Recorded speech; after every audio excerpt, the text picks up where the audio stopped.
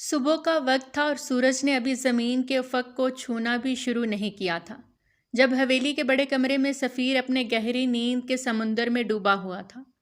اس کے چہرے پر عجیب سا سکون تھا، جیسے دنیا کے کسی دکھ کا اس پر اثر نہ ہو۔ اس نے اپنے نرم اور سفید تکیے کو اس طرح گلے سے لگایا تھا جیسے وہ تکیہ نہیں بلکہ اس کی زندگی کا سب سے قیمتی خزانہ ہو، جیسے وہ کسی محبت کرنے والی محبوبہ کی آغوش میں سویا ہو۔ اس کے کمرے کی کھڑکی ہمیشہ کھلی رہتی، جہاں سے صبح کی خنک ہوا اندر آتی، اور ساتھ چڑیوں کے چہچہانے کی آواز بھی جو دل کو عجیب سا سکون دیتی۔ لیکن آج اس نے کھڑکی بند کر رکھی تھی۔ شاید موسم زیادہ سرد تھا، یا شاید نیند بہت پیاری تھی۔ وہ انہی خیالوں میں کہیں ڈوبا ہوا تھا جب اچانک دروازے پر ہلکی سی دستک کی آواز آئی، جس نے اس کے سکون میں خلل ڈالا۔ وہ جیسے زبردستی بستر سے اٹھا اور لڑکھڑاتے قدموں سے دروازے تک گیا۔ دروازہ کھولا تو باہر کوئی بھی نہیں تھا۔ وہ الجھن میں پڑ گیا اور زیر لب کچھ بڑبڑاتے ہوئے واپس مڑا اور پھر سے بستر میں لیٹ گیا۔ اس نے آنکھیں بند کیں اور دوبارہ نیند کی آغوش میں جانے ہی والا تھا کہ پھر سے دروازے پر دستک کی آواز آئی۔ اب کی بار اس کی پیشانی پر بل پڑ گئے۔ اس نے پھر سے دروازہ کھولا اور ایک بار پھر باہر کوئی نہ ملا۔ لیکن جب اس نے بے ساختہ کھڑکی کی طرف دیکھا تو اس کے 14 طبق روشن ہو گئے، کیونکہ کھڑکی کے اوپر کوئی لکڑی کی ڈنڈی سے زور زور سے دستک دے رہا تھا، اور وہ جو بھی تھا وہ حویلی کے باہر موجود ایک بڑے درخت پہ چڑھا ہوا تھا۔ سفیر کی نیند گویا کسی 20 سالہ پرانی روح کی طرح ایک دم جاگ اٹھی۔ وہ فوراً کھڑکی کی طرف لپکا، اور جیسے ہی کھڑکی کھولی سامنے کا منظر دیکھ کر اس نے دونوں ہاتھوں سے اپنا سر تھام لیا۔ وہ چیخ پڑا، سفینہ تم یہاں کیا کر رہی ہو؟ درخت کے اوپر کیسے چڑھ گئی تم؟ تو جواب میں سفینہ نے جلدی سے کہا، بعد میں سب بتاؤں گی، پہلے مجھے بچاؤ، میرا ہاتھ چھوٹ رہا ہے۔ وہ بوکھلا گیا اور فوراً نیچے بھاگا۔ درخت بہت اونچا تھا اور سفیر کا کمرہ دوسری منزل پر تھا۔ سفینہ کسی طرح کھڑکی تک پہنچ چکی تھی۔ اس نے نیچے جا کر پہلے تو خود درخت پر چڑھنے کا سوچا، لیکن جب سمجھ نہ آیا کہ اتنے اونچے درخت پر کیسے پہنچے تو اس نے فائر بریگیڈ کو فون کر دیا۔ فون اٹھاتے ہی بولا، فائر بریگیڈ جلدی آئیے، ایک بچی درخت کے اوپر پھنس گئی ہے۔ انہوں نے پوچھا، کیا کہیں آگ لگی ہے؟ تو سفیر نے جواب دیا، نہیں، آگ نہیں لگی، مجھے صرف سیڑھی چاہیے، درخت پر چڑھنا ہے۔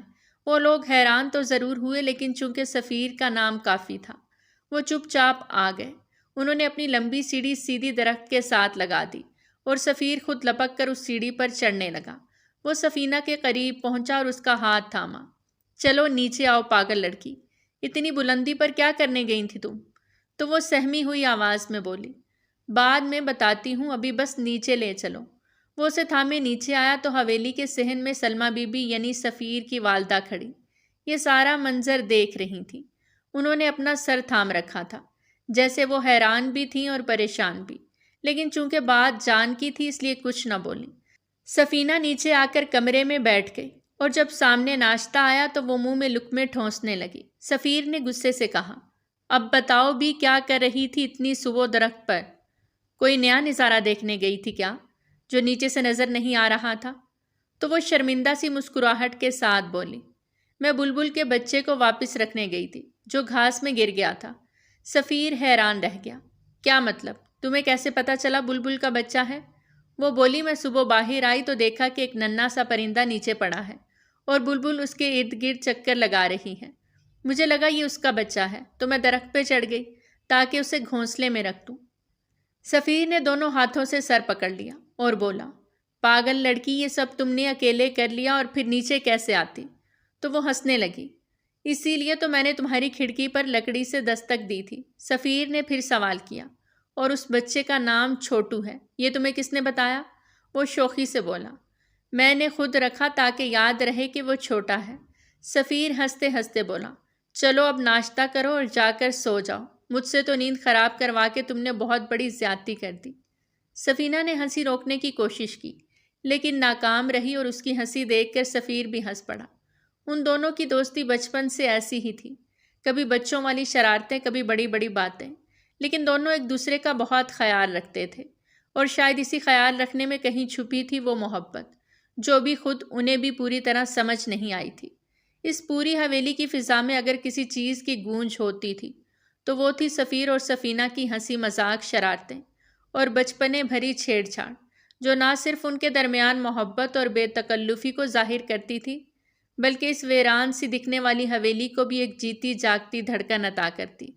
حویلی کے در و دیوار ان کی آوازوں سے مانوس ہو چکے تھے، جیسے وہ ہر دن ایک نیا منظر دیکھتے اور ہر لمحہ کوئی نئی کہانی سنتے۔ سفیر بظاہر ایک سنجیدہ اور وقار دار نوجوان تھا، جو باہر کی دنیا میں ناپ تول کے بات کرتا تھا، دھیمے لہجے میں چلتا تھا اور ہر بات میں ناپسندیدگی اور وقار کا توازن رکھتا۔ لیکن جیسے ہی سفینہ ساتھ ہوتی، وہی سفیر بچوں کی طرح ہنستا، مسکراتا اور بے تکلفی سے بولنے لگتا۔ وہ اپنے ہر دکھ بھول جاتا، وہی بچہ بن جاتا جو کبھی 10 سال کا ہوا کرتا تھا اور جس نے اپنی تنہائی بھرے بچپن کو سفینہ کی مسکراہٹ کے سہارے گزارا تھا۔ سفینہ کی موجودگی سفیر کے لیے زندگی کی روشنی کی طرح تھی، لیکن ان دونوں کی اس بے ساختہ خوشی اور دوستی کو دیکھنے کے باوجود سفیر کی ماں سلمیٰ بی بی کا دل کسی اور ہی طرف مائل تھا۔ وہ چاہتی تھیں کہ اب سفیر کی شادی ہو جائے۔ وہ جوان ہو گیا تھا، خاندان کا آخری وارث تھا، اور اس خاندان کی روایات کے مطابق وقت پر شادی کرنا ان کی انا کا مسئلہ بن جاتا تھا۔ انہوں نے ایک دن آرام سے اپنے بیٹے سے پوچھا تھا، سفیر بیٹا، مجھے ایک بات بتاؤ، کیا تمہیں سفینہ پسند ہے؟ کیا تم مجھ سے شادی کرنا چاہتے ہو؟ تو سفیر ایک لمحے کو رکا اور پھر دھیرے سے کہا، نہیں اماں، ایسی کوئی بات نہیں، وہ میری بہت اچھی دوست ہے، بس اتنی سی بات ہے۔ سلمیٰ بی بی نے نہ تو چہرے پر کچھ ظاہر کیا اور نہ ہی بحث کی، بس چپ ہو گئیں، لیکن اندر ہی اندر وہ فیصلہ کر چکی تھیں کہ اب سفیر کے لیے لڑکی دیکھنی ہے۔ وہ جانتی تھیں کہ سفینہ اس گھر کی بیٹی بن چکی ہے، لیکن بہو بنانا ایک الگ بات ہوتی ہے، اور ان کے دل میں شاید کہیں نہ کہیں یہ خیال تھا کہ خاندان اور سماج کے سامنے وہ جواب دہ ہیں۔ سفینہ صرف 7 برس کی تھی جب اس کے والد کا انتقال ہوا تھا، اور سفیر 10 سال کا تھا۔ تب سے وہ اس گھر میں رہتی آئی تھی، کیونکہ اس کا اس دنیا میں کوئی اور نہیں تھا۔ سلمیٰ بی بی نے اسے اپنی چھت دی، کھانا دیا، پیار دیا، تعلیم دی اور ایک بیٹی کی طرح رکھا، اور یہی وجہ تھی کہ سفینہ کا ہر لمحہ سفیر کے ساتھ گزرتا۔ دونوں نے اپنا بچپن ساتھ جیا تھا، ایک دوسرے کے دکھ سکھ بانٹے تھے، اور ایک انجانی سی ڈور نے انہیں باندھ رکھا تھا۔ لیکن جب بات شادی کی آئی تو سلمیٰ بی بی نے اپنی پرانی روایات کے تحت فیصلہ کیا کہ ایک بڑے خاندان کی لڑکی ہی ان کی بہو بنے گی۔ اس رات سلمیٰ بی بی نے فون پر کسی سے بات کی اور کہا، ہم جمعے والے دن لڑکی دیکھنے آ رہے ہیں، آپ سب کو اطلاع دے دیجیے گا۔ ان کی باتیں وہ پرانی نوکرانی سن رہی تھی جو ان کے پاؤں دبا رہی تھی، وہی عورت جس نے سفینہ کو بچپن سے جوان ہوتے دیکھا تھا۔ اس نے دھیرے سے کہا، بی بی جی، اگر آپ ناراض نہ ہوں تو ایک بات کہوں، آپ کو باہر سے لڑکی لانے کی کیا ضرورت ہے؟ سفینہ بی بی سے ہی شادی کروا دیں چھوٹے صاحب کی۔ دونوں ساتھ کتنے اچھے لگتے ہیں، جیسے ایک جوڑی ہو، دونوں ہنستے ہیں، مسکراتے ہیں، ایک دوسرے کو سمجھتے ہیں، ساری زندگی خوشی سے گزار دیں گے۔ سلمیٰ بی بی نے ایک گہری سانس لی اور دھیمے لہجے میں کہا، نیک مشورہ ہے تمہارا، اور میں بھی جانتی ہوں کہ سفینہ ایک چمکتا ہوا چراغ ہے، وہ جہاں جائے گی روشنی بکھیر دے گی۔ لیکن یہ بات ہے کہ سفیر کے لیے وہ صرف ایک دوست ہے، وہ اس سے شادی نہیں کرنا چاہتا۔ اور پھر یہ بھی تو ہے کہ وہ ہمارے پرانے ڈرائیور کی بیٹی ہے۔ تم جانتی ہو ہمارے خاندان کے لوگ کیسے حسب و نسب نکالتے ہیں۔ میں نہیں چاہتی کہ کسی کو بات کرنے کا موقع ملے۔ یہ باتیں کرتے ہوئے سلمیٰ بی بی کے لہجے میں کوئی تلخی یا نفرت نہیں تھی، بلکہ صرف ایک معاشرتی بے بسی چھپی ہوئی تھی۔ وہ دل سے سفینہ کو اپنی بیٹی مانتی تھیں، لیکن بہو کے طور پر قبول کرنا انہیں شاید اپنے خاندانی وقار کے خلاف محسوس ہو رہا تھا۔ انہوں نے آخر میں کہا، ایک لڑکی ہے، سونیا نام ہے، بہت خوبصورت ہے اور اعلیٰ تعلیم یافتہ ہے، ایک بڑے سیٹھ کی بیٹی ہے۔ میں جمعے کو جا کر اسے دیکھوں گی اور سفینہ کو بھی ساتھ لے کر جاؤں گی، تاکہ اسے بھی کچھ اندازہ ہو جائے کہ اب وقت بدل رہا ہے۔ یہ سب سن کر نوکرانی چپ ہو گئی، کیونکہ وہ جانتی تھی کہ اس خاندان میں باتوں سے زیادہ فیصلے بولتے ہیں، اور جب ماں فیصلہ کر لے تو بیٹا کچھ نہ کچھ قربانی ضرور دیتا ہے۔ لیکن جو بات کسی نے نہ سوچی تھی وہ یہ تھی کہ اس فیصلے سے ایک ایسا طوفان اٹھنے والا تھا جو سفیر اور سفینہ دونوں کی زندگی کو بدل کے رکھ دے گا۔ ان کی دوستی، جسے وہ دونوں بے لوث سمجھتے تھے، شاید دل کے کسی کونے میں کچھ اور بھی چھپا بیٹھے تھے، جس کا اظہار وقت نے ابھی کرنا تھا۔ سلمیٰ بی بی نے جب ایک شام سفینہ کو اپنے کمرے میں بلایا اور بڑے ہی آرام سے کہا کہ ہم جمعے کو ایک لڑکی کے گھر جا رہے ہیں سفیر کے لیے رشتہ دیکھنے، تو سفینہ کی آنکھوں میں حیرت کی چمک کے ساتھ خوشی کی وہ لہر دوڑ گئی جو شاید کسی بچے کو نیا کھلونا ملنے پر دوڑتی ہے۔ وہ خوشی سے اچھل پڑی اور کہنے لگی، چلیں چلیں میں بھی چلوں گی، مجھے بھی دیکھنی ہے وہ لڑکی کیسی ہے۔ اس کے انداز میں کوئی حسد نہ تھا، بلکہ وہ واقعی دل سے خوش تھی، جیسے کسی دوست کی خوشی میں دل سے شریک ہو۔ وہ فوراً اپنے کمرے کی طرف بھاگی اور تیاریاں کرنے لگی۔ اس نے نئے کپڑے نکالے، شوز صاف کیے، زیور سنوارا، اور جب سفیر سے ملی تو مزاحیہ انداز میں کہنے لگی، سنو جناب، آج آپ کی دلہن دیکھنے جا رہے ہیں، دل کی دھڑکنیں تو ٹھیک ہے نا؟ سفیر نے زبردستی مسکرا کر ہاں میں سر ہلایا، لیکن اس کے دل میں ایک عجیب سی بے چینی پیدا ہو چکی تھی، جو وہ خود بھی سمجھ نہیں پا رہا تھا۔ اسی شام ایک پرانا دوست سفیر سے ملنے آیا تو سفیر نے تھوڑے توقف کے بعد اس سے کہا، یار وہ لوگ میرے لیے لڑکی دیکھنے گئے ہیں، ماں نے مجھ سے پوچھا تھا کہ کوئی پسند ہے تو بتاؤ۔ میں نے کہا کہ نہیں ہے، لیکن اب سوچ رہا ہوں کہ کیا واقعی میں ایک ایسی لڑکی کے ساتھ پوری زندگی گزار سکوں گا جس کو میں جانتا ہی نہ ہوں، جس سے کبھی بات تک نہ کی ہو۔ اس کے دوست نے زور سے کہا لگایا اور بولا، ارے بھائی، سب کی شادیاں ایسے ہی ہوتی ہیں، اگر تمہیں پسند کی شادی کرنی ہے تو جاؤ، محنت کرو، کسی لڑکی سے محبت کرو، اسے گفٹ دو، اس کے ساتھ گھومو پھرو، اس پر سوشل میڈیا پر پوسٹ لگاؤ، پھر وہ لڑکی تمہیں بھی جانے گی اور تمہیں بھی اپنا دل دے دے گی، پھر ہوگی تمہاری محبت کی شادی۔ ورنہ اگر یہ سب نہیں کرنا اور بس آرام سے بیٹھے بیٹھے سب مل جائے تو پھر اتنا تو ہوتا ہے کہ جیسی لڑکی ملی زندگی اس کے ساتھ گزار لو۔ سفیر کے دل میں اس بات نے گہرا اثر کیا، وہ چپ ہو گیا اور اس کا ذہن کسی اور ہی طرف نکلنے لگا، جیسے کوئی بند دروازہ اچانک سے کھل گیا ہو اور روشنی کی ایک ہلکی سی لکیر اندر چمک گئی ہو، لیکن وہ اس روشنی کو پوری طرح سمجھنے سے ابھی قاصر تھا۔ اسی دوران جمعے کا دن آیا اور سلمیٰ بی بی کو لڑکی سونیا بہت پسند آئی۔ وہ اعلیٰ تعلیم یافتہ تھی، خوبصورت تھی اور ایک بڑے سیٹھ کی بیٹی تھی۔ انہوں نے بات بھی پکی کر دی۔ سفیر کو تصویر دکھائی تو اس نے بس اتنا کہا، ٹھیک ہے، لڑکی تو اچھی ہے، اور بات حتمی ہو گئی۔ یوں شادی کی تیاریاں شروع ہو گئیں، اور ان تیاریوں میں اگر کوئی سب سے زیادہ خوش دکھائی دیتی تھی تو وہ سفینہ تھی۔ وہ ہر کام میں بڑھ چڑھ کر حصہ لیتی، کبھی پھولوں کی سجاوٹ سنبھالتی، کبھی مہمانوں کی لسٹ بناتی، اور کبھی سفیر کے سوٹ چننے میں مشورہ دیتی۔ لیکن سونیا، جو پہلی بار اس گھر میں آ کر معمولات کو دیکھ رہی تھی، اسے یہ بات ذرا بھی پسند نہیں آئی کہ ایک لڑکی جو خود کو اس گھر کا حصہ سمجھ رہی ہے، ہر کام میں بڑھ چڑھ کے حصہ لے رہی ہے۔ اور سب سے زیادہ ناگواری اس وقت محسوس ہوئی جب سلمیٰ بی بی نے اعلان کیا کہ لڑکا لڑکی شادی کی شاپنگ ایک ساتھ کریں گے، تاکہ ایک دوسرے کو سمجھ سکیں اور اپنی پسند سے چیزیں خرید سکیں، کیونکہ ہم کوئی پرانی سوچ والے لوگ نہیں ہیں۔ سفیر کو شاپنگ کے دوران اکثر سفینہ کی ضرورت محسوس ہوتی تو وہ کہتا کہ تم بھی چلو نا، تمہارے بغیر مزہ نہیں آتا۔ سفینہ کہتی، میں کیوں کباب میں ہڈی بنوں؟ تو وہ ہنس کر کہتا، تم ہڈی نہیں ہو، تم وہ مسالہ ہو جس کے بغیر کھانے کا ذائقہ ہی نہیں ہوتا۔ اور پھر وہ دونوں ساتھ ساتھ چلتے، ہنستے بولتے اور ایک دوسرے کی پسند ناپسند پر بات کرتے رہتے۔ لیکن سونیا خاموشی سے سب کچھ دیکھتی رہتی، اور اس کی خاموشی میں آہستہ آہستہ شک کا بیج بویا جانے لگا۔ جب سفیر نے کہا، مجھے اپنی پسند کے پرفیومز لینے ہیں، سفینہ تم جا کر لے آؤ، تو سونیا حیران ہو گئی اور کہنے لگی، وہ آپ کی پسند کا پرفیوم کیسے لے کر آئے گی؟ ہر انسان کی پسند مختلف ہوتی ہے۔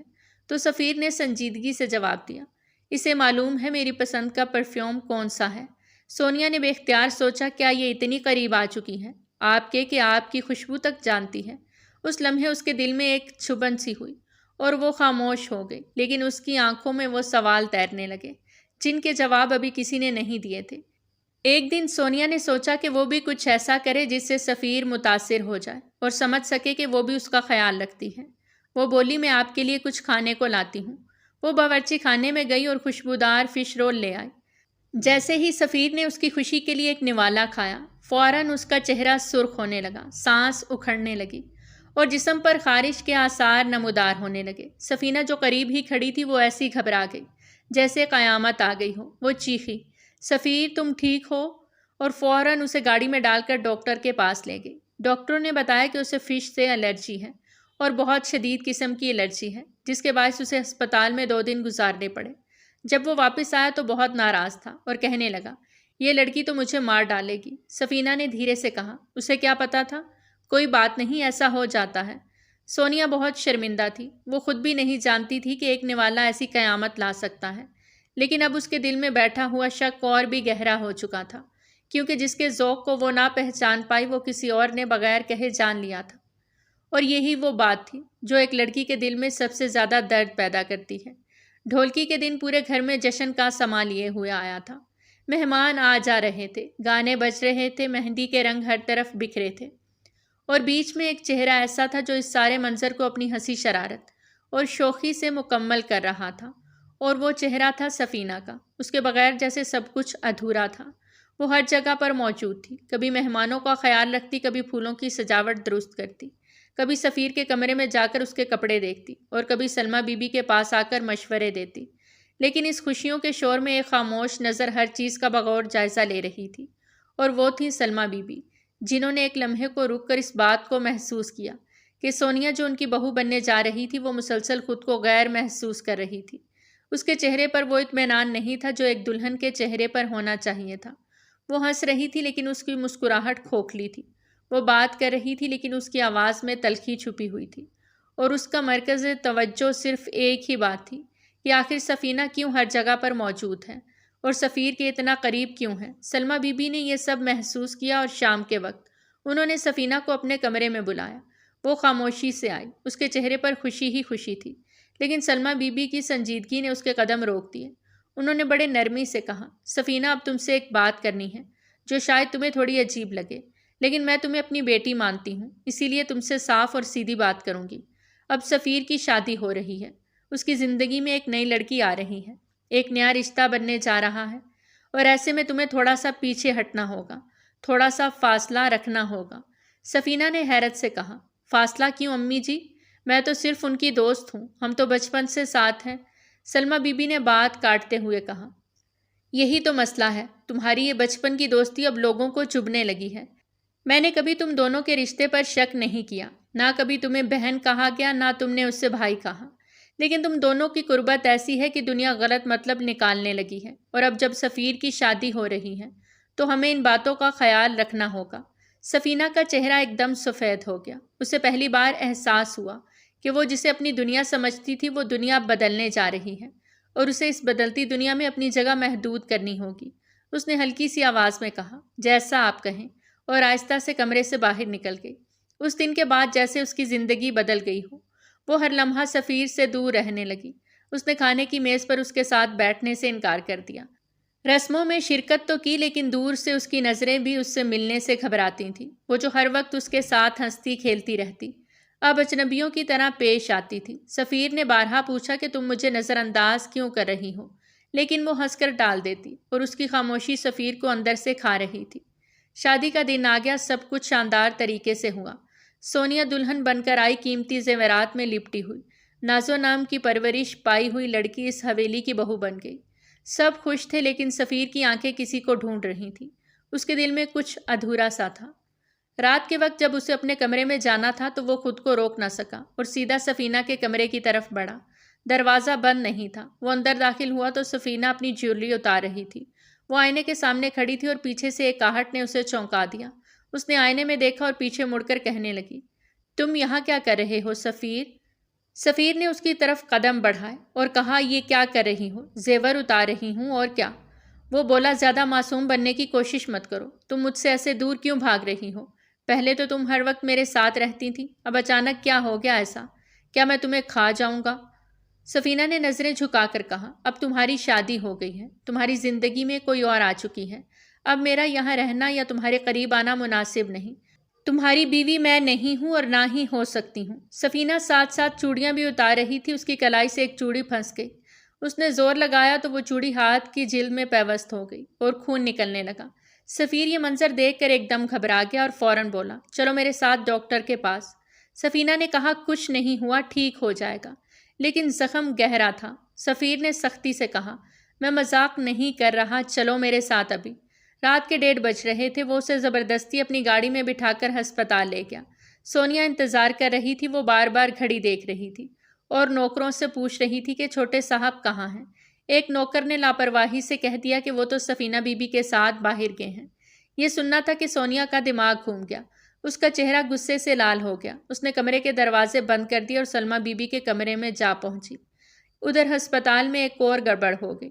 ڈاکٹر نے درد کی بجائے غلطی سے نیند کا ٹیکا لگا دیا اور سفینہ آدھ بے ہوش ہو گئی۔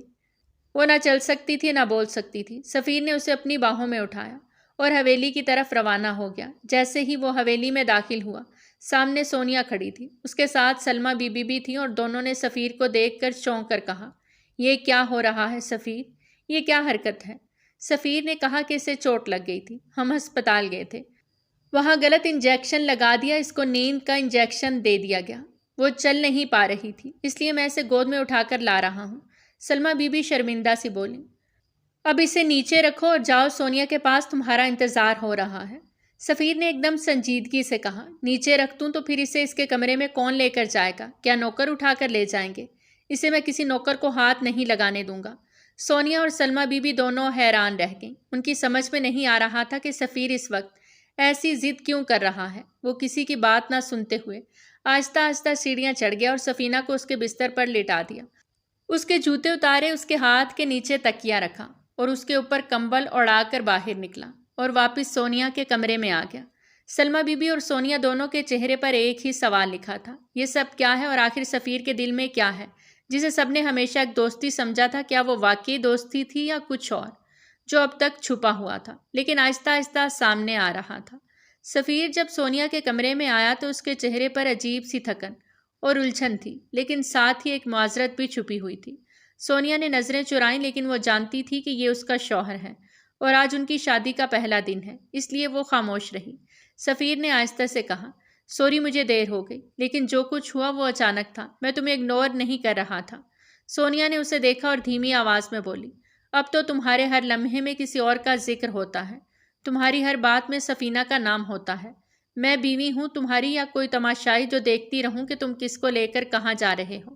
سفیر نے اس کے قریب آ کر بیٹھتے کہا، وہ بس میری دوست ہے، بچپن کی دوست، ساری زندگی ساتھ گزری ہے، تمہارے لیے تو میں نیا ہوں، اس کے لیے تو میں سب کچھ ہوں، وہ میری ہر عادت جانتی ہے، ہر بات سمجھتی ہے۔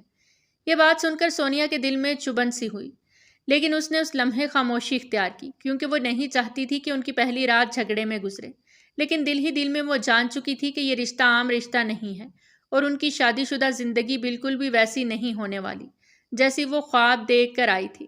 دن گزرتے گئے لیکن حالات بہتر ہونے کی بجائے بگڑتے چلے گئے۔ سفیر ہر بات میں سفینہ کو شامل کرتا، دعوت ہو یا بازار جانا ہو، یہاں تک کہ وہ ہنی مون کے پلان میں بھی سفینہ کو شامل کرنا چاہتا تھا۔ سفیر نے ہنستے ہوئے ایک دن سونیا سے کہا، کیسا ہو اگر ہم ہنی مون پر جائیں اور سفینہ بھی ساتھ ہو؟ اس کو بھی تو کبھی باہر نہیں لے کر گیا، الگ کمرہ لے دیں گے اس سے، وہ بھی سیر کر لے گی۔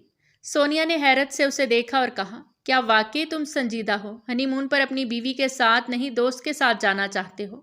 سفیر نے بے فکری سے جواب دیا، یار وہ بور ہو رہی ہے، یہاں میں سوچ رہا ہوں کہ سب کا مزہ ہو جائے گا۔ اس بات پر سونیا نے ہنی مون کا پلان ہی ختم کر دیا اور دل میں ایک فیصلہ کر لیا کہ اگر یہی سب کچھ چلتا رہا تو یہ رشتہ نہیں چلے گا۔ گھر میں لڑائی جھگڑے بڑھنے لگے، آوازیں بلند ہونے لگیں۔ سلمیٰ بی بی ہر طرف سے پریشان تھی اور اب یہ بات سفینہ کے کانوں تک بھی پہنچ گئی کہ ان کی موجودگی مسائل کی جڑ بنتی جا رہی ہے۔ ایک دن وہ سونیا کے کمرے میں آئی اور دھیرے سے کہا، میں تم سے ایک بات کرنے آئی ہوں، برا مت منانا، بس دل کا بوجھ ہلکا کرنا چاہتی ہوں۔ سونیا نے تلخی سے کہا، اگر کوئی مشورہ دینے آئی ہو تو واپس چلی جاؤ۔ سفینہ نے نرم لہجے میں کہا، میں صرف یہ کہنا چاہتی ہوں کہ سفیر بہت پریشان ہے، میں نے اسے کبھی اتنا خاموش اور تنہا نہیں دیکھا۔ اگر میری وجہ سے کچھ بگاڑ ہو رہا ہے تو میں پیچھے ہٹ جاؤں گی، تم اس پر دباؤ مت ڈالو، وہ ٹوٹ جائے گا۔ سونیا ایک لمحے کو خاموش ہوئی، پھر اپنی آواز میں زہر گھول کر بولی، تمہیں بڑی فکر ہے اس کی، مجھے پتا ہے میرے شوہر کے لیے کیا صحیح ہے اور کیا غلط، اور ویسے بھی تم ہو کون؟ سفینہ نے نرمی سے جواب دیا، میں اس کی دوست ہوں۔ سونیا کا کہا بلند ہوا، دوست نہیں ہو تم، نوکر کی بیٹی ہو، ٹیکنیکلی تم بھی نوکرانی ہو اس گھر کی، اور نواب لوگ اپنی نوکرانیوں سے کیا سلوک کرتے ہیں یہ سب کو پتا ہے۔ اگر کچھ چل رہا ہے تو اب وہ سب ختم ہو چکا ہے، سمجھ آئی؟ یہ سن کر سفینہ کا دل لرز گیا، اس کی آنکھوں میں آنسو آ گئے۔ اس نے کچھ نہ کہا اور کمرے سے نکلنے لگی تو باہر ہی سفیر سے ٹکرا گئی۔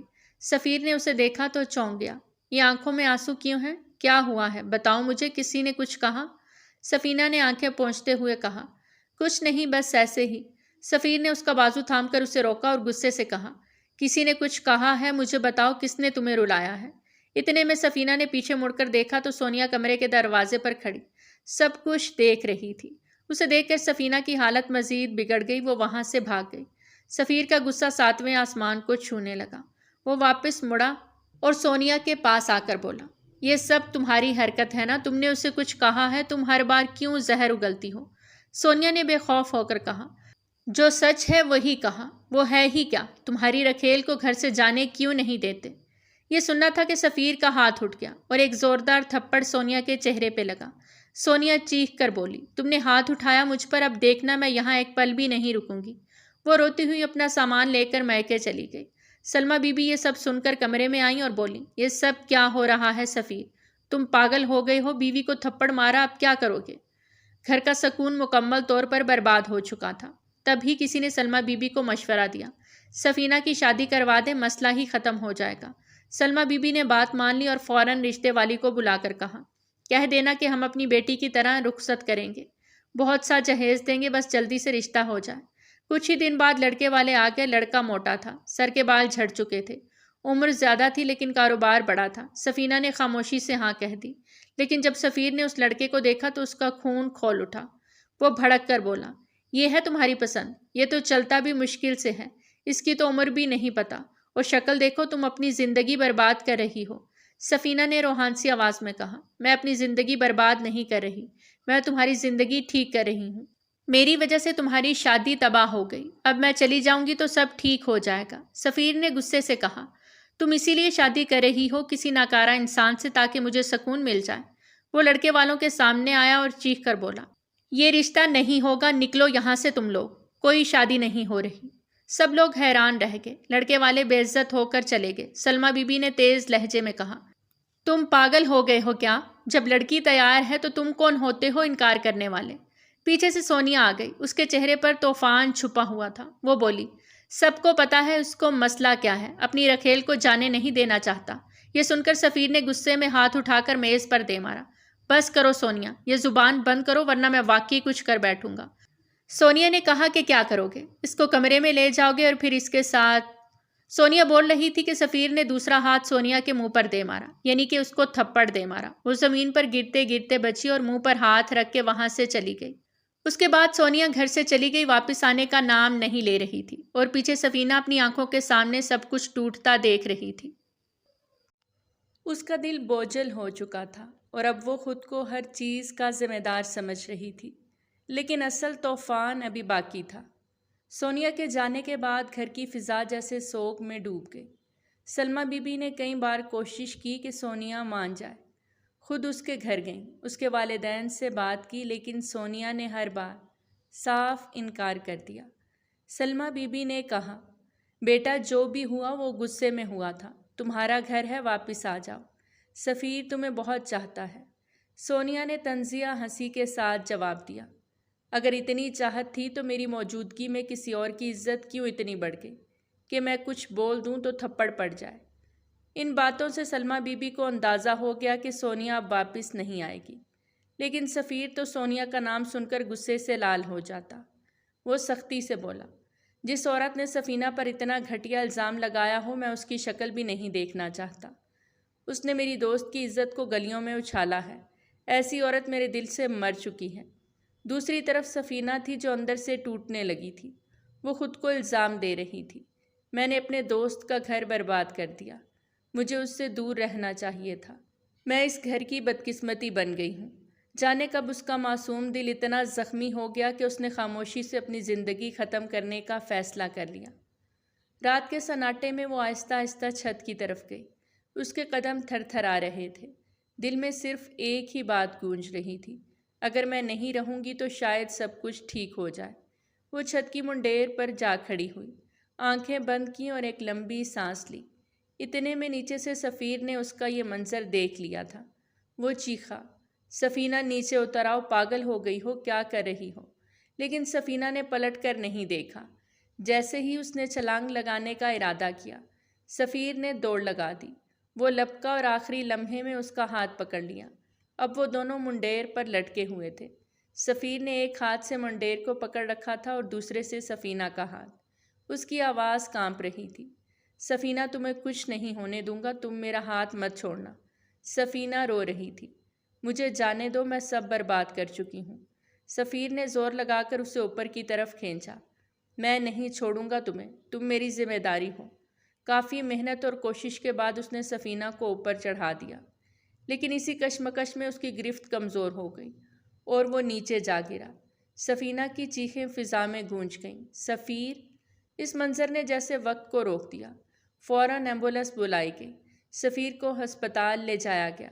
ڈاکٹرز نے معائنے کے بعد کہا، اس کی ٹانگ کی ہڈی مکمل ٹوٹ چکی ہے، شاید دوبارہ کبھی نہ چل سکے۔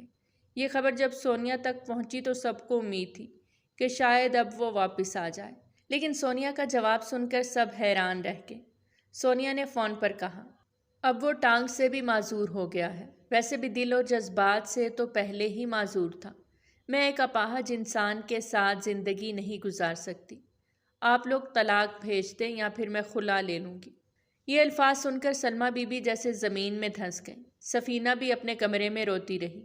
اس کے جسم پر بھی خراشیں تھیں اور چوٹیں تھیں، لیکن ان سے زیادہ اس کے دل پر زخم تھے۔ سفیر نے سختی سے کہا، کسی کو یہ مت بتانا کہ یہ سب تمہاری وجہ سے ہوا۔ ہم کہیں گے کہ ہمارا کار ایکسیڈنٹ ہوا تھا۔ سفینہ نے سر ہلا دیا، لیکن وہ سچ جانتی تھی۔ وہ ہر لمحہ خود کو مجرم سمجھتی رہی۔ کئی دن ہسپتال میں رہنے کے بعد جب سفیر واپس گھر آیا تو وہ ایک خاموش پتھر کی مانند ہو گیا۔ کسی سے بات نہیں کرتا، صرف سفینہ سے بات کرتا، اسی کے ہاتھ سے کھانا کھاتا، اس سے ادھر ادھر کی باتیں کرتا۔ اس کی موجودگی میں اسے کچھ سکون محسوس ہوتا۔ ایک دن سلمیٰ بی بی صحن میں بیٹھی رو رہی تھی۔ اب تو کوئی بھی اس سے شادی نہیں کرے گا۔ میرا بیٹا جوان تھا، خوبرو تھا، اب تو اپاہج ہو گیا۔ تب سفینہ آہستہ آہستہ ان کے پاس آئی اور بولی، اماں جی اگر آپ اجازت دیں تو میں شادی کے لیے تیار ہوں۔ سلمیٰ بی بی نے چونک کر اسے دیکھا۔ کیا تمہارے دل میں اس کے لیے محبت ہے؟ سفینہ نے دھیرے سے کہا، بہت محبت ہے، لیکن ویسی نہیں جیسے سونیا نے سمجھی یا ویسی جیسے دنیا سوچتی ہے۔ یہ محبت خالص ہے، بے لوث ہے۔ وہ بچپن سے میرے ساتھ ہے، میں اس کی ہر خوشی ہر دکھ جانتی ہوں۔ سلمیٰ بی بی نے اس کے سر پر ہاتھ رکھا۔ بیٹا دنیا ویسے ہی سوچے گی، لیکن اگر تم تیار ہو تو میں تمہاری شادی اس سے کروا دوں گی۔ جب سفیر کو یہ بات پتہ چلی تو اس نے غصے سے کہا، سفینہ کیوں کرے کسی اپاہج سے شادی؟ اس کا مستقبل ہے، زندگی ہے، وہ کسی بہتر انسان سے شادی کرے۔ سفینہ نے آنکھوں میں نمی لیے کہا، میں نے اپنا فیصلہ کر لیا ہے، اور اگر کسی اپاہج کے ساتھ شادی میری محبت کا ثبوت ہے تو میں یہ فخر سے کروں گی۔ سفیر کا دل پگھل گیا۔ اس نے اپنی نظریں جھکا لیں۔ اگر تم سچ میں چاہتی ہو تو میں انکار نہیں کروں گا۔ اور پھر چند دن بعد وہ دونوں نکاح کے بندھن میں بندھ گئے۔ ایک ایسا رشتہ جو سچائی پر تھا، خلوص پر تھا، اور ایسی محبت پر تھا جو قربانی دینا جانتی تھی، نہ کہ صرف لینا۔ کمرے کی روشنی مدھم تھی، دیواروں پر گلابی رنگ کے پردے ہلکی ہوا کے ساتھ لہرا رہے تھے، اور کمرہ دلہن کے لیے سجا ہوا تھا۔ بیڈ پر گلاب کی پتیاں بکھری تھی، خوشبو اور خاموشی کا ایک عجیب امتزاج تھا۔ سفیر ویل چیئر پر نہیں بلکہ ایک آرام دہ کرسی پر بیٹھا تھا۔ شربتی رنگ کا کرتا پہنے ہوئے وہ آج بہت خوبصورت لگ رہا تھا، لیکن اس کی نظریں دروازے پر جمی ہوئی تھیں۔ دروازہ آہستہ سے کھلا اور سفینہ اندر داخل ہوئی۔ سرخ جوڑے میں لپٹی ہوئی وہ نہ صرف ایک دلہن لگ رہی تھی بلکہ اپنے اندر خوف اور جھجک بھی سمیٹے ہوئے تھی۔ سفیر کی نظریں اس پر جم گئیں اور وہ ہلکی سی مسکراہٹ کے ساتھ بولا، ڈر تو ایسے رہی ہو جیسے میں اٹھ کے تم پر حملہ کر دوں گا۔ سفینہ کی نظریں نیچے تھیں، وہ آہستہ سے بولی، کیسی باتیں کر رہے ہو، اور میرے ساتھ ایسی باتیں مت کرو۔ سفیر نے شرارت سے کہا، تو کیسی باتیں کروں؟ اب ایسی باتیں نہیں کروں جو میاں بیوی کے بیچ ہوتی ہیں۔ سفینہ نے جلدی سے کہا، ایسی بھی نہ کریں پلیز۔ سفیر نے ایک لمبی سانس لی اور کہا، تو پھر کون سی باتیں کروں، بہن بھائیوں والی؟ سفینہ کے چہرے پر سرخی دوڑ گئی اور وہ خاموش ہو گئی۔ کمرے میں ایک پل کو خاموشی چھا گئی۔ پھر سفیر نے کہا، ویسے پتہ نہیں کیوں میرے دل میں کوئی ملال نہیں، جیسے کچھ ادھورا ہے۔ شاید اس لیے کہ جس محبت کا میں نے خواب دیکھا تھا وہ میرے سامنے ہے، اور میں اب بھی سمجھ نہیں پایا کہ یہ حقیقت ہے یا خواب۔ سفینہ خاموشی سے ایک طرف جا کر بیٹھ گئی۔ میں اپنا میک اپ اور زیور اتار دوں؟ سفیر نے مسکرا کر کہا، لاؤ میں اتار دیتا ہوں۔ سفینہ گھبرا کر پیچھے ہٹ گئی۔ نہیں، میں خود ہی کر لوں گی۔ سفیر ہنسا، مذاق کر رہا ہوں، جاؤ جا کر اتارو۔ سفینہ آئینے کے سامنے کھڑی ہو گئی، لیکن آئینے میں سفیر کی نظریں اسے ہی دیکھ رہی تھیں۔ وہ بار بار نظریں پیچھے کر لیتی۔ سفیر نے آہستہ سے کہا، میں دلہا بن کے اتنا برا لگ رہا ہوں؟ تبھی تو سونیا کا پہلے دن موڈ خراب ہو گیا تھا۔ سفینہ نے پلٹ کر اسے دیکھا۔ خدا کے واسطے یہ سب باتیں مت کریں، میرے دل میں کیا چل رہا ہے میں ہی جانتی ہوں۔ سفیر نے سنجیدگی سے کہا، تو بتاؤ مجھے تمہارے دل میں کیا ہے؟ اب مجھے نہیں بتاؤ گی تو کس کو بتاؤ گی؟ اور ویسے بھی پہلے تم میرا دماغ کھاتی تھی، اب تمہیں سر کھانے کا سرٹیفکیٹ بھی مل گیا ہے۔ سفینہ کے چہرے پر پہلی بار ہلکی سی مسکراہٹ آئی، لیکن وہ ہنسی کے پیچھے اپنی تکلیف کو نہیں چھپا سکی۔ یہ سب کچھ کتنا مشکل ہے، تم ہمیشہ کے لیے معذور ہو گئے ہو، تمہیں کوئی فکر ہی نہیں ہے، کبھی پیروں پر چل نہیں پاؤ گے۔ وہ روتے روتے زمین پر بیٹھ گئی۔ میں تمہیں ایسے نہیں دیکھ سکتی۔ سفیر آہستہ آہستہ چلتا ہوا اس کے پاس آیا۔ سفینہ نے حیرت سے دیکھا۔ یہ کیا؟ سفیر نے اس کے ہونٹوں پر ہاتھ رکھ دیا۔ کسی کو مت بتانا، یہ ہمارا راز ہے۔ سفینہ کی آنکھوں میں حیرت اور جذبات کا طوفان تھا۔ تم نے جھوٹ بولا تھا؟ سفیر نے نظریں نیچے کی۔ ہاں میں نے جھوٹ بولا تھا، کیونکہ میں چاہتا تھا کہ وہ گولڈ ڈگر میری زندگی سے نکل جائے۔ مجھے پتا تھا کہ وہ کبھی بھی ایک معذور انسان کے ساتھ نہیں رہے گی، اور میرا نشانہ ٹھیک لگا، وہ گئی اور تم میری ہو گئی۔ مجھے بہت بری چوٹ لگی تھی، بہت درد ہوا تھا، لیکن مائنر فریکچر ہوا تھا۔ میں نے ڈاکٹرز کو بھی خرید لیا۔ سفینہ اسے آنکھیں پھاڑ کے دیکھ رہی تھی کہ یہ سارا اس کا بنایا پلان تھا۔ پھر وہ اسے اپنے قریب لایا۔ اس کے ہاتھوں میں سختی تھی، جذبات کا بوجھ تھا۔ سفینہ نے ڈری ہوئی نظروں سے اسے دیکھا۔ جب اس نے ہونٹوں سے ہاتھ ہٹایا تو وہ بولی، اتنے خطرناک ہو تم، زندگی کو کھیل سمجھ رکھا ہے۔ سفیر نے سنجیدگی سے کہا، یہ کھیل کھیل کے اگر تم میری ہو سکتی ہو تو یہ کھیل مجھے بہت پہلے کھیل لینا چاہیے تھا، بس میں اپنے دل کی سچائی کو سمجھ نہیں پایا۔ سفینہ نے نظریں جھکاتے ہوئے کہا، ٹھیک ہے۔ سفیر نے جھک کر اس کی آنکھوں میں دیکھا۔ کیا کچھ بولا آپ نے بیگم صاحبہ؟ سفینہ نے کہا، ابھی مجھے چھوڑ دو۔ سفیر نے شرارت سے کہا، ابھی چھوڑ دیتا ہوں؟ وہ لفظ ابھی پر زور دے رہا تھا۔ سفینہ آہستہ سے اٹھی، الماری کے پاس گئی، اپنے کپڑے بدلے، زیور اتارے، میک اپ صاف کیا، پھر آ کر بیٹھ کے دوسرے کنارے پر لیٹ گئی۔ سفیر نے دیکھا اور ہنسا، اتنی دور کیوں لیٹی ہو؟ اس طرف سے نیچے گر جاؤ گی۔ سفینہ نے کہا، نہیں میں ٹھیک ہوں۔ سفیر دل ہی دل میں مسکرا رہا تھا۔ اسے پتا تھا کہ اپنی دوست کو اپنی محبت بنانے میں تھوڑا وقت لگے گا، اور وہ کسی جلدی میں بھی نہیں تھا، کیونکہ اب وہ سفینہ کا تھا اور سفینہ اس کی تھی۔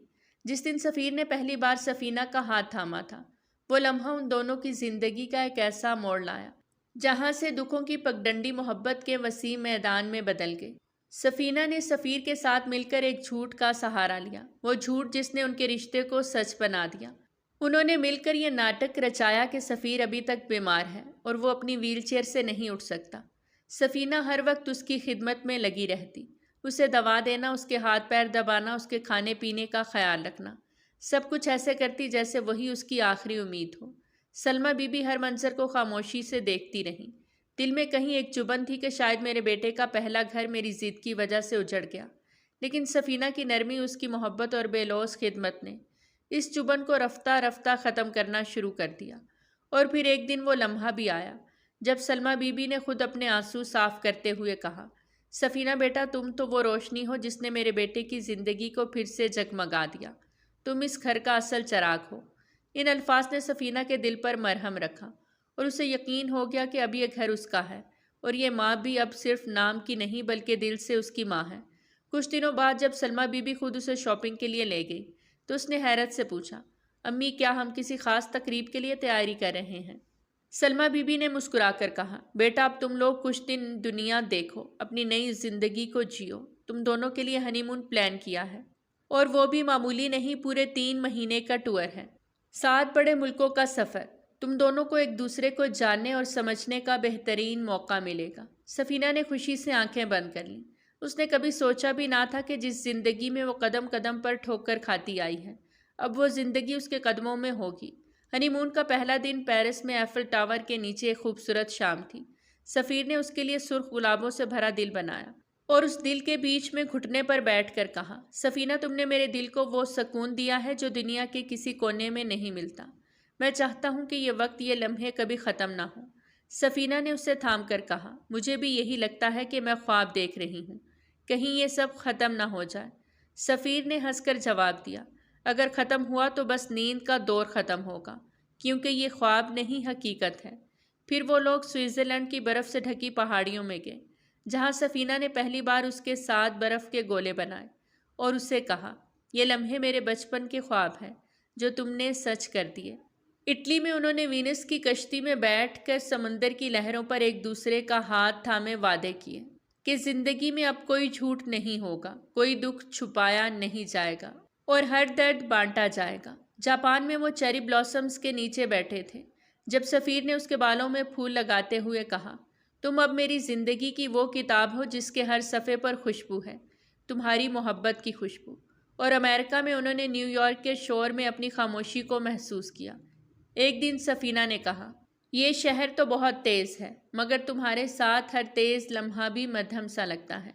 3 مہینے کی سیر کے بعد جب وہ واپس آئے تو ان کے دل ایک دوسرے کے اتنے قریب ہو چکے تھے کہ جیسے کبھی فاصلے تھے ہی نہیں۔ سفینہ اب سفیر کی محبت میں اس قدر گم ہو چکی تھی کہ اس کے بغیر ایک پل بھی گزارنا ناممکن لگتا۔ ایک شام سفیر نے اسے اپنی باہوں میں بھر کر شرارتی انداز میں کہا، یہ ہنی مون تو تمہارے سارے پیجز ڈھیلے کر گیا، اب تو تم میری باہوں میں بس پگھل جاتی ہو۔ سفینہ نے شرما کر اس کے سینے پر ہاتھ مارا اور کہا، تم بھی نا بہت بدل گئے ہو۔ سفیر نے ہنس کر کہا، بس تمہاری محبت نے مجھے مکمل کر دیا ہے۔ وہ رات چاندنی تھی اور کھڑکی سے آتی ٹھنڈی ہوا میں ان دونوں کے کہے گونج رہے تھے۔ یہ وہ کہانی تھی جس نے 2 اجنبیوں کو دوستی کے رشتے سے جوڑا، پھر خدمت اور سچائی کے رشتے سے باندھا اور پھر محبت کے بندھن میں پرو دیا۔ آخر میں سفینہ نے دعا مانگی، یا اللہ یہ خواب کبھی نہ ٹوٹے اور یہ محبت ہمیشہ ایسے ہی رہے۔ اور یوں یہ کہانی ختم نہیں ہوئی، بلکہ ایک نئی اور خوبصورت شروعات کی صورت میں ہمیشہ کے لیے زندہ ہو گئی، جہاں محبت تھی، خلوص تھا، دوستی تھی، اور سب سے بڑھ کر ایک مکمل یقین تھا کہ سچے جذبے کبھی ہار نہیں مانتے۔ وہ کہتے ہیں نا کہ ہم سفر میں ایک اچھا دوست نہیں ملتا، لیکن اچھے دوست میں اچھا ہم سفر ضرور مل جاتا ہے۔